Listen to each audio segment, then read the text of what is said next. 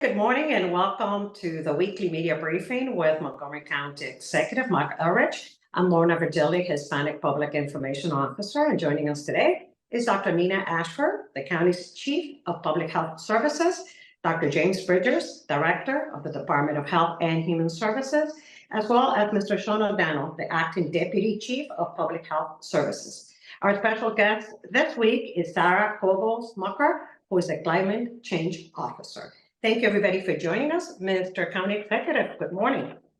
Good morning, and thank you, everybody, for joining us again today. We're starting a bit earlier than normal this week because I'm going to be soon heading up to the what was the Key Bridge in Baltimore, and I'll be joining Secretary of Transportation Pete Buttigieg and Governor Wes Moore and other state leaders to mark the reopening of the shipping channel. I think everybody knows about the tragic loss of the 6 men on that bridge at the end of March. And as the recovery efforts began, the investigation into the bridge collapse has also started, and more than 2,000 people worked to open the Port of Baltimore again. The operations at the Port of Baltimore are critical to the Maryland economy. And when I was in Korea and China recently, I was reminded of the importance of this port and also our rail lines. How important these things are to our economic development efforts. It actually matters to people who are looking to do industrial production in a location. Access to shipping is really pretty important, and Maryland has a pretty unique confluence of a major port and major rail lines running through the state and running through Baltimore that are a real advantage locationally for being in Maryland in general, but also being in Baltimore and down to Montgomery County. It's a good corridor with quick access to transportation. So all this kind of reminded me of just how important this is to our economic development efforts. I want to commend the work of the Army Corps of Engineers that's been put in over the last several weeks to make sure the channel is safe again. And Governor Moore's work at leading this effort was really important, and we moved quickly. And we also had support from, our congressional teams, state lawmakers, and others who played a role in getting this done. So it's a big day for Maryland. I think a lot of people will be relieved initially. I don't know if people thought it was going to be able to clear the channel this quickly. So I'm very happy that it got done as quickly as it did. And talk a little bit about a bio conference we attended in San Diego last week. I joined more than 20,000 biotech leaders from around the world at Bio International Convention in San Diego to promote Montgomery County as a great place to live, work, and thrive, and to do scientific work in particular. And this conference is held alternatingly between San Diego and Boston. So last year's was in Boston, and this year's is in San Diego. They'll go back to Boston again next year.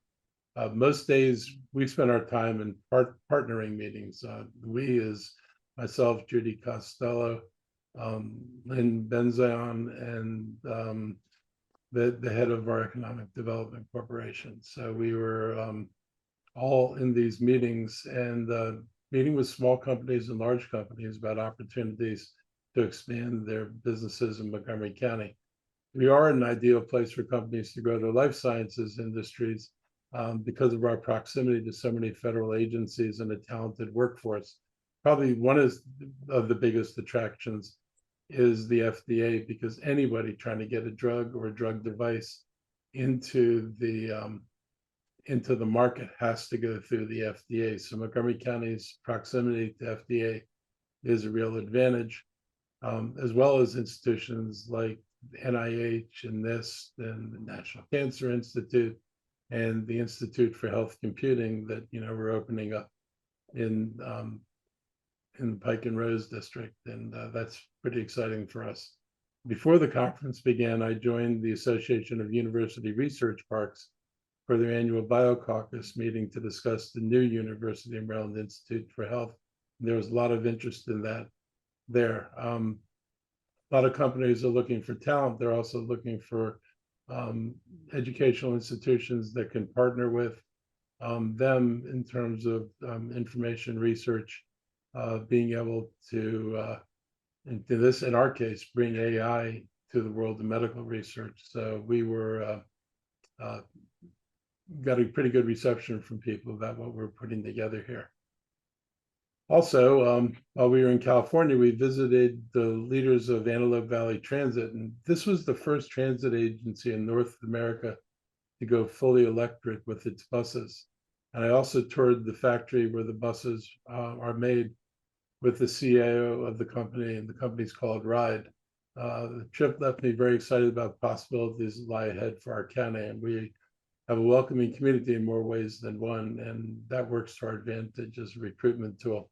We're very interested, obviously, in buses and electric bus manufacturing, and so we had a very good talk with the company about what they were doing in California.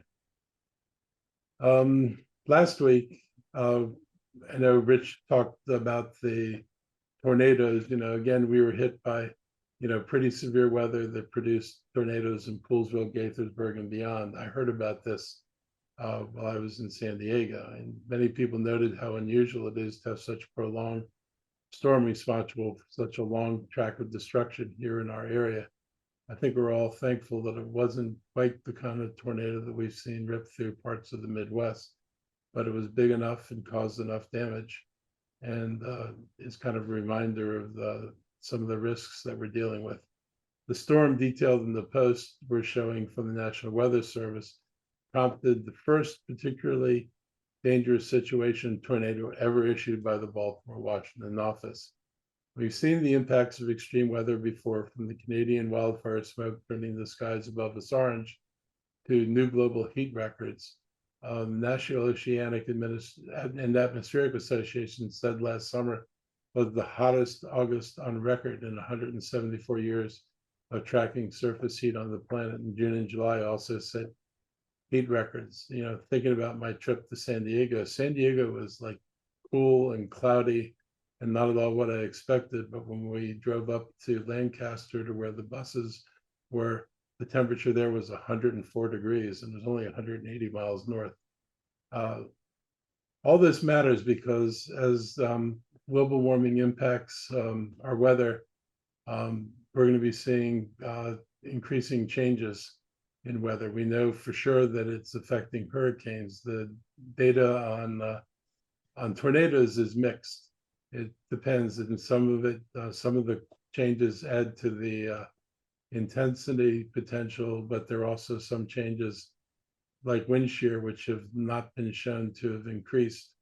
So the research on this is still ongoing, but in terms of hurricanes, for example, scientists are talking about much more active and larger hurricane system this year because the Atlantic Ocean has reached temperatures that it doesn't normally reach at this time of year, which means it'll only be getting higher. Last August saw 19 named storms impact people around the world. Big storms can be deadly and come at a great cost to communities. And across the US last year, there were more than 20 weather and climate disasters that could cost more than $1 billion in damages. Hurricanes, wildfires, and flash floods are becoming a real threat to more and more people. You know, we're dealing with that here in Montgomery County. We're seeing storm events that are larger and more intense, and the intensity of the storm leads to, obviously, to the flooding and overwhelming of our drainage pipe systems. If the same amount of rain fell over a longer period of time, we wouldn't have the same issue. But when the rain comes down all at once, it overwhelms the pipes in the county, and this is some of the work that we're going to have to be doing because we're getting more and more complaints from neighborhoods about either flooding on the streets or flooding from creeks behind houses that used to be pretty docile. They're not so docile anymore in a big storm. Like I said, tornadoes are a wild card and to a degree unpredictable.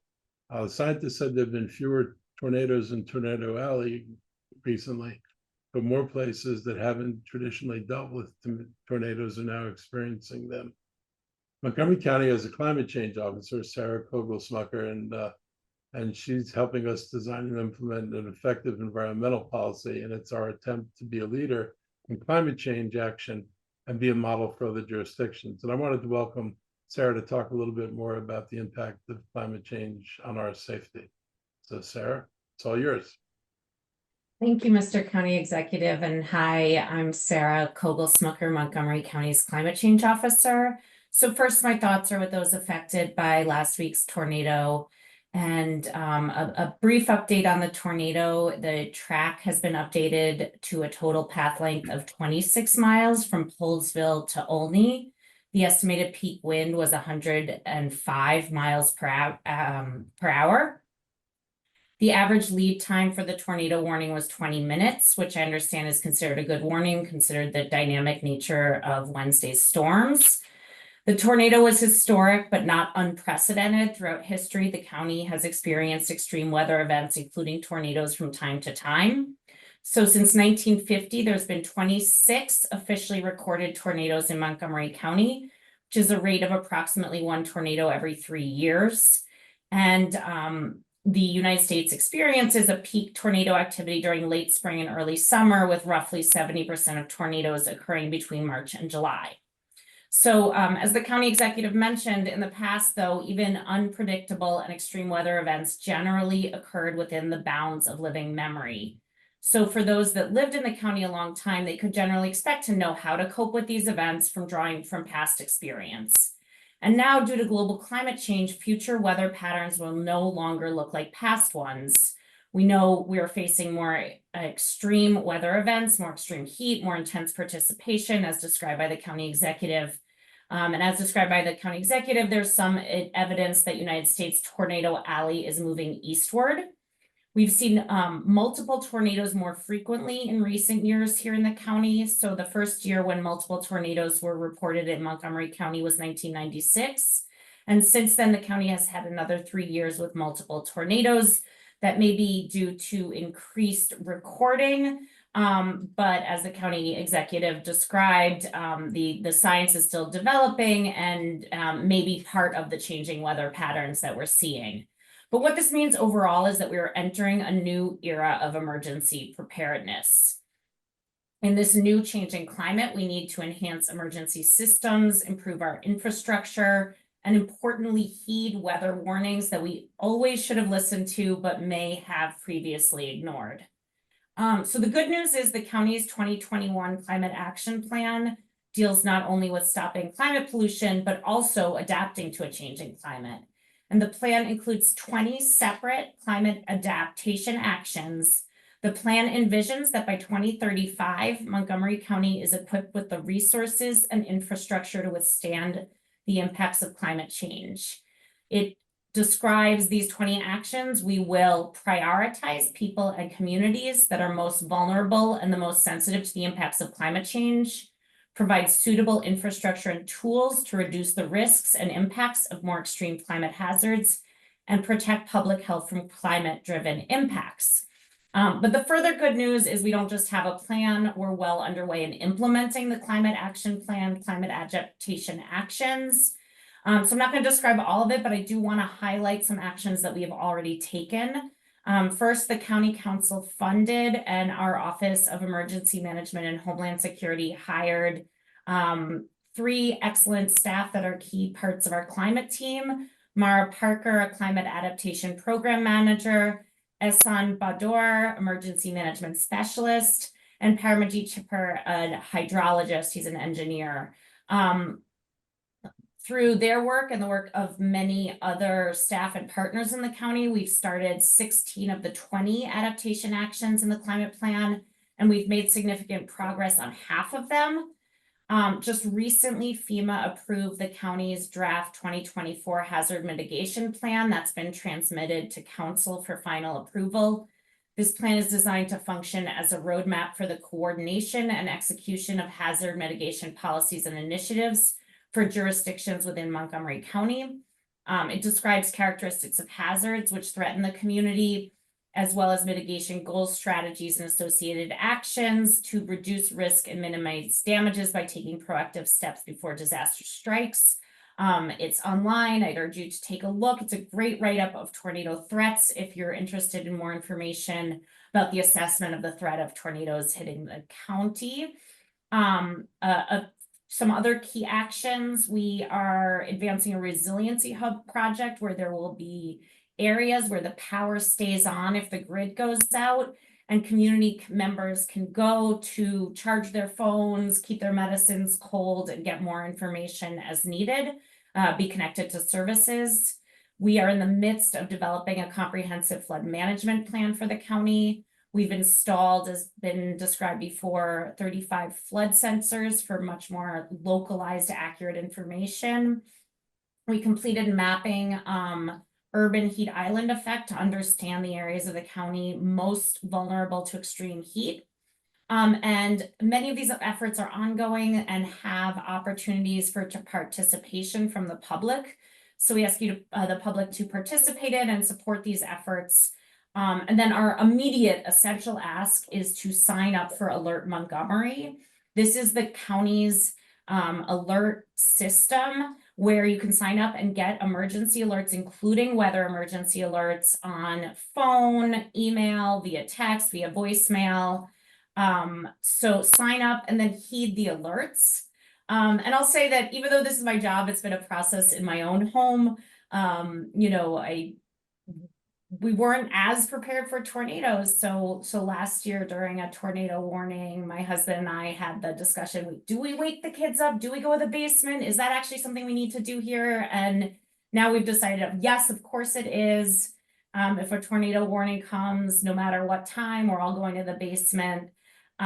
Make sure if we think there might be one, we have our phones in the room. And then after this last tornado, I double checked that my husband was signed up for Alert Montgomery and he wasn't aware of it.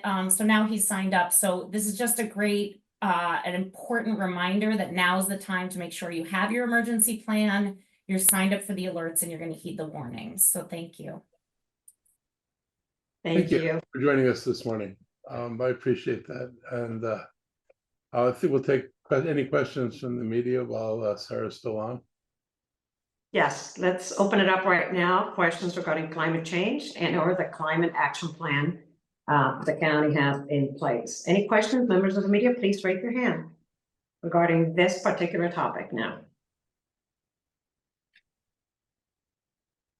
No questions?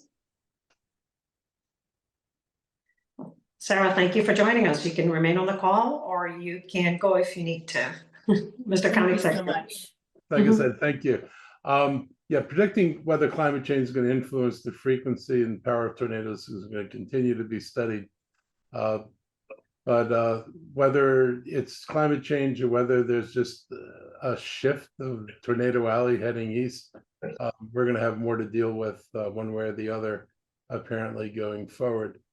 I hope everybody realizes that the tornadoes really can be a threat to our community. We haven't had the experience of regular, frequent, severe tornadoes. But I think we got a little taste of what the damage that this could do this time around. And I hope everybody is just increasingly willing to take seriously tornado warnings. I think when I was younger, you'd hear these little alerts, but nothing would ever materialize. And I think after enough of that, people tend not to think it's real. But I think we're at a point now we have to start thinking about the alerts as this is real, and it's something we have to take seriously.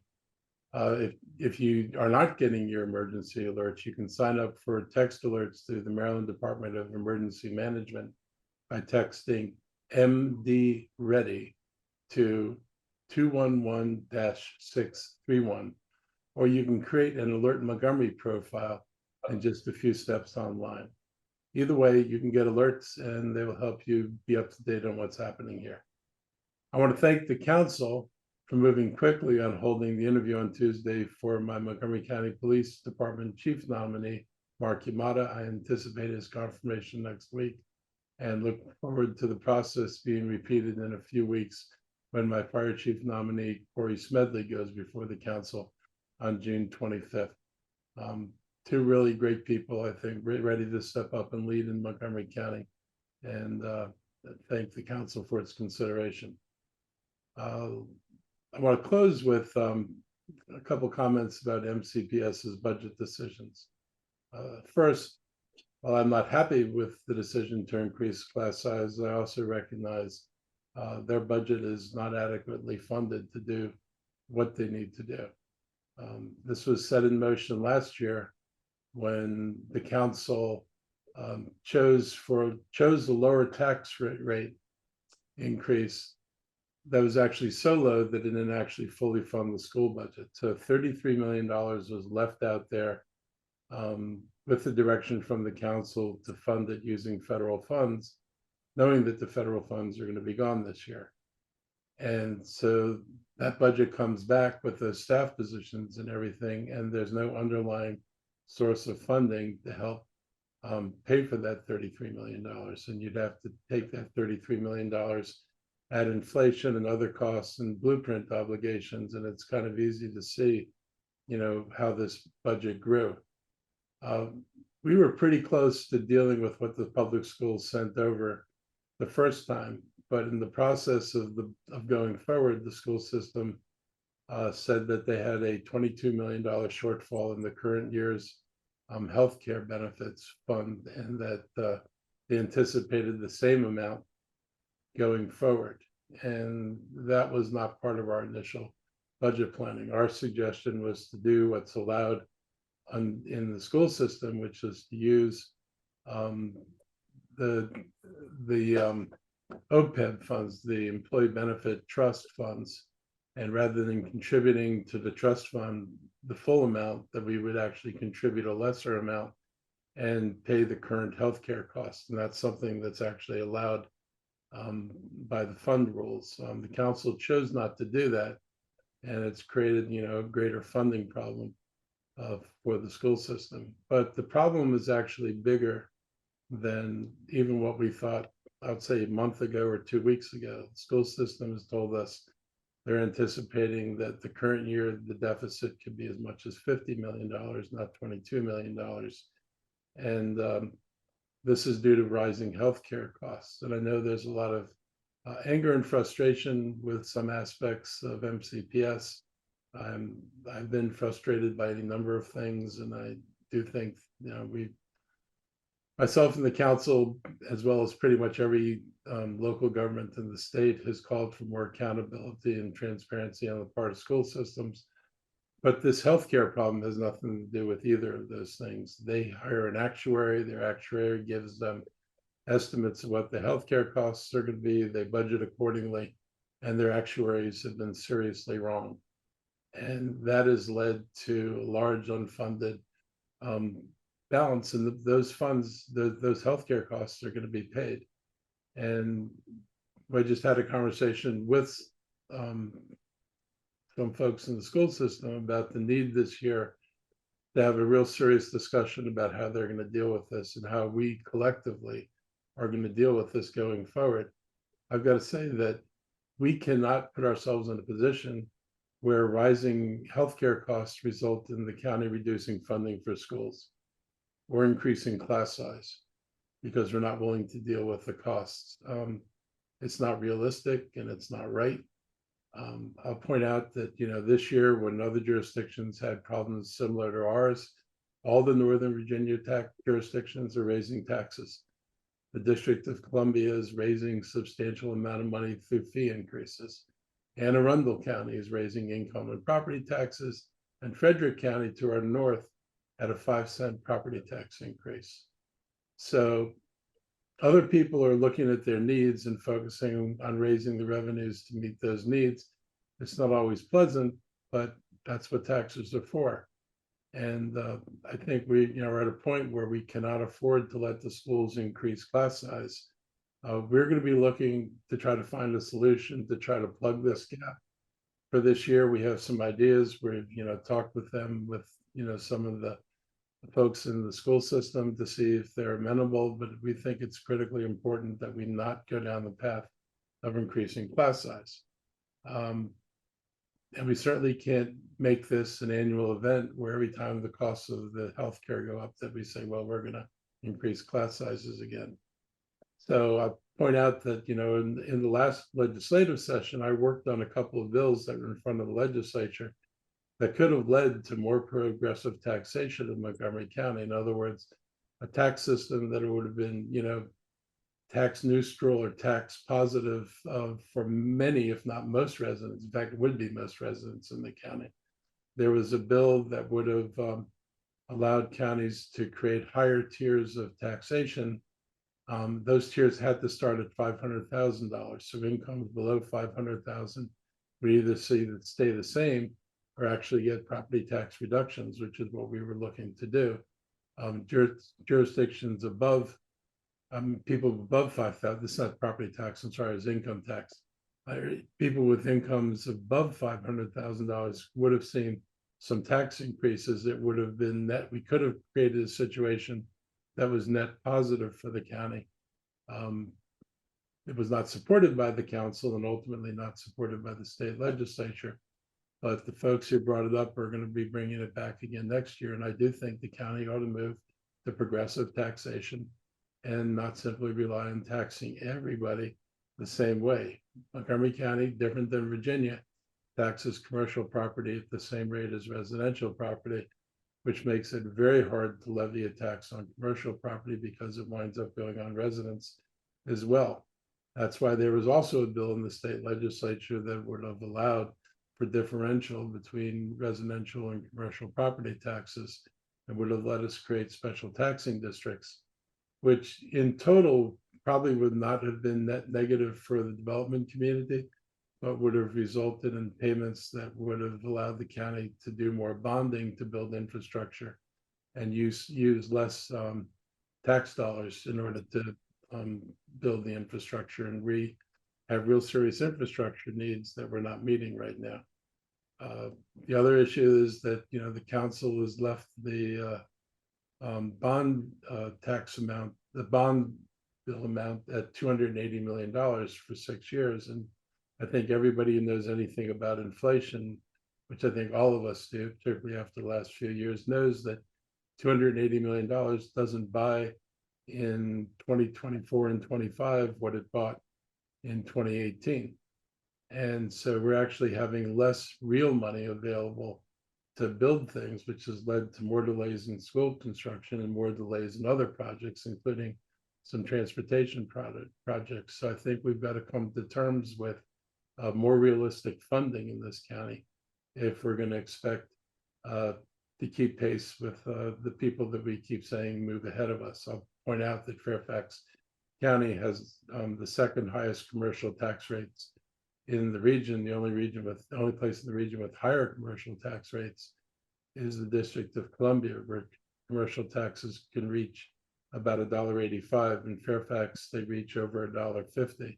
Montgomery County, it's $1.04. Some other jurisdictions, by taxing more on commercial property, are able to provide some relief to residents, but also get more things done than we're able to do. And that's another discussion we'll continue to have. And we'll be doing more to inform the residents about what the choices would look like and what the impacts would be from various scenarios that we have going forward. You weren't able to do this last year, but I'm hoping that we, with a full, robust discussion with the public this year, that we're able to do this. And I look forward to these discussions around the county as we go through the year. But, everybody's got to deal with rising costs. And the school system is kind of a poster child for what's happened in the wrong direction in Montgomery County. We spend today in real dollars almost 20% less than we spend in 2012. And so for all of you who wonder why the schools can't do what they used to do, we've reduced the funding for the schools compared to what they were funded a little over a decade ago. So this is on a per pupil basis. So I think we've got to think hard about, what it is we're trying to do and what are the needs in this community and how do we address those needs. And many of the choices we make will also affect how attractive the county continues to be to outside investment. Our schools, have long been the gem of the county. The schools required and got to that kind of status by willingness to spend money to address class size and make sure we had the staffing and the programs we needed to be successful. If the county is going to decide it's not going to do that, it's going to have implications for our ability to hold up the school system as a model and a major attractive model for people wanting to come to Montgomery County. So these are things we have to think about and choices we're going to have to make going forward. But I'm really concerned about the rise in healthcare costs in the school because it's not a small number. And if that's the new normal, we're going to have to, I think, adjust our thinking about how much we fund the schools and how we fund the schools, because the consequences of not addressing those costs is going to have real impacts on education in the county. I'll leave that here for now. I'm sure we're going to hear a lot more about this as we go on. So before taking questions from the media, I want to invite my health team for any updates they would like to give. So health team, it's all yours. Thank you, Mr. County Executive. No updates from me today. No updates from me, Mr. County Executive. Just a minor awareness that we're continuing to do surveillance of respiratory disease, and we've seen a small uptick of COVID cases over the past 2 weeks. Our in-hospital numbers have gone up by about 16 patients over the last week. So we're just sharing that with the community, that this could be the summer wave that we've seen in past years. And fortunately, each year it has been a smaller wave than the previous year. So we are hopeful that that again happens. Thank you, Mr. O'Donnell. Members of the media, this is the time we open it up for questions and answers. Please raise your hand and we'll call on you.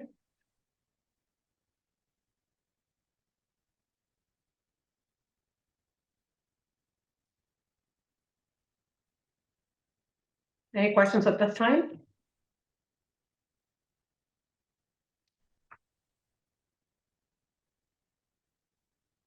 No questions today? Hello, this is Tom Sherwood. Hey, Tom. Tom. How are you? Good morning. Go ahead. We can't let him go without any questions. Go ahead. Mr. County Executive, where were you when the tornado warnings went off? Were you at travel? If you were traveling, where were you? How did you find out? Did your government let you know soon enough? Yeah, you know, I get a notice. I was out in San Diego at the bio conference. I mean, you get a phone call, you get a text from Text. county administrator. A text and then an update about where the path was and, you know, what damage was done. And my other question is, you talked about how, I'm not sure I heard the right number, that you're spending less on schools now, something 20% less in inflationary dollars compared to 2012 or something. Yeah. Is that right? Yep. I mean, you know, the county hit this, the recession had a severe effect on budgets, and we actually reset the school budget and the maintenance of effort. But, you know, the world resumed and the needs are still there, and the number of teachers we needed increased, and salaries and benefits, particularly salaries, have increased, which they should do over time. And our funding has not kept pace with the student funding that we were putting into the schools before. All right, thank you. It makes a difference. Well, all right. So how can you characterize for the average resident of the district of the county, has the tax burden on the county resident risen or fallen considering inflation? Well, for years, until we actually fixed our tax system, we had a system that absolutely paralyzed the county. We were in a weird place the way they structured this tax referendum before, that the county actually wasn't able to benefit from rising assessments or new construction fully. And so ironically, as income potential rose, we actually had to reduce our taxes. So we wound up not taking advantage of, you know, the natural growth. And we were alone among jurisdictions in the region that had a tax system like that. When I came in, I think the second year we were able to get a referendum and we were able to change the tax structure. But, you know, there was no effort to make up for lost ground. We simply are now allowed to receive the gains of increases of construction or increased assessments, which was helpful, but didn't dig us out of the hole. And I'd say that the taxes are pretty moderate. I mean, if the District of Columbia does a comparative assessment of Montgomery County, actually they do it for themselves. They compare DC to Montgomery County and all the Virginia jurisdictions, and Prince George's County. And DC has the lowest taxes on residents. Montgomery County was second. DC's is the lowest because the residential property tax is 85 cents. Yes. But the commercial property tax is $1.85. Ours is $1.04. And in Virginia, their taxes on residents this year are going to go, I think, back over $1.11 or $1.12. But their taxes on commercial property, like in Tyson's Corner, is over $1.50. Their general tax on commercial property is the base rate for everybody, plus another 12.5 cents, plus 7/10 of a cent on the sales tax. We may have lost everybody on all those numbers, but if I'm a resident of the Montgomery County, is my tax burden higher adjusted for inflation, or about the same or lower in the last decade? I would have to go back and look at, the data on home prices to see where that's taken it. I can get you an answer there. All right, make Scott work. Okay, thank you very I'll much. make Scott work. Okay, Scott's thank you on very here. I much. think Thank he's you. got your instructions. Okay, good. Thank you for the answering. Thank you, Tom. Members of the media, any more questions? Raise your hands. Nicole Asbury, Nicole, the Washington Post. Go ahead. Good morning, Nicole. Good morning. Yeah, I just wanted to ask in particular about county executive. I was listening to a lot of what you were saying about how with inflation, sort of how it's made it more expensive to run a school in general. Like we know that and what have you. But I am sort of trying to understand here, and if you could spell this out for me a little more about, I hear all of what you're saying, but can you explain to me sort of when you made your recommendation, what went into the decision that would have sort of cinched the school's request by 60 million? I wasn't sure if I understood. So Yeah. we didn't, their initial budget request was 129 million, 120, well, was $129 million increase. And we were most of the 129 million. We were, I think 107, 109, somewhere around there. But we recommended a cut, which would have saved them 11 million. And the cut we recommended was that the blueprint says that the staff development teachers are supposed to, which right now are 100% staff development teachers, are supposed to go 60% of their time teaching in the classroom and 40% of their time as staff development teachers. So we recommended that this is the year to do it, since we're not having enough money, that they go ahead and implement that all the staff development teachers would be 60% in the classroom. Effectively, that would have reduced the number of people they had to hire by about 100 people and would have saved about 10 or 11 million dollars. So we got pretty close to where they were, and we thought they could figure out how to save a little bit of money. When that number got modified after we had put our budget together with this notice that they had a $22 million shortfall in their healthcare program for teachers and retirees in the current year, and they were expecting that point 22 million in going forward. And we recommended that instead of appropriating more money, raising taxes, or making cuts, that we be allowed to direct necessary funds out of the payment to the OPEB trust and use that to pay current costs, health insurance costs that they needed to meet. And that would have been a fix for this year and for the coming year, at least at the time. Now the coming year's number is 50 million, no longer 22 million.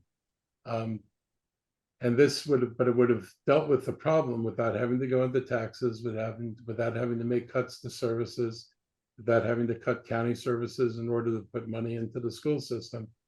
And the school system, I think, is fully aware that they have to come to some meeting of the minds, along with the unions, about how they're going to deal with the rising healthcare costs. We're a self-funded county on healthcare, so the employees and the county contribution together pay for our anticipated healthcare costs. And we rely on good actuarial work so that we're not funding at one level and winding up needing a very different level.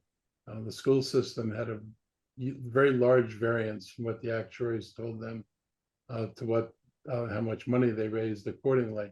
And that's kind of created this problem. Our discussion with the schools is now that, you know, they have to sit down and figure out how they're going to address funding their health insurance plan.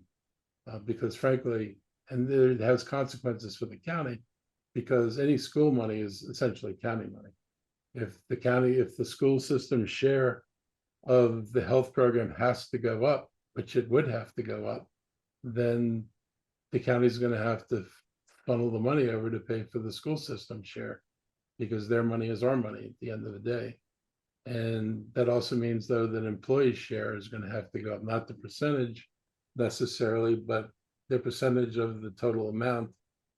Right today, their payment is based on a percentage of a total amount that's lower than what it actually is, which means they're not fully contributing to the cost of the healthcare where they're supposed You're to. about to slam the DC councils. Pardon me? Sorry, excuse me, I was talking about something else. Forgot to mute myself. Okay, so that's what we're dealing with. There's no way around it as a cost, you know, and so people have made a lot of noise about, you know, mismanagement. I think there's been some lack of accountability. There's been all the issues that we've raised, you know, I raised down in the state legislature, but at the end of the day, healthcare is a real and fixed cost. It is what it's going to be. And if this is the way healthcare costs are trending, we have to deal with it like a truly legitimate cost, like it is. Does that help? It does. Thank you.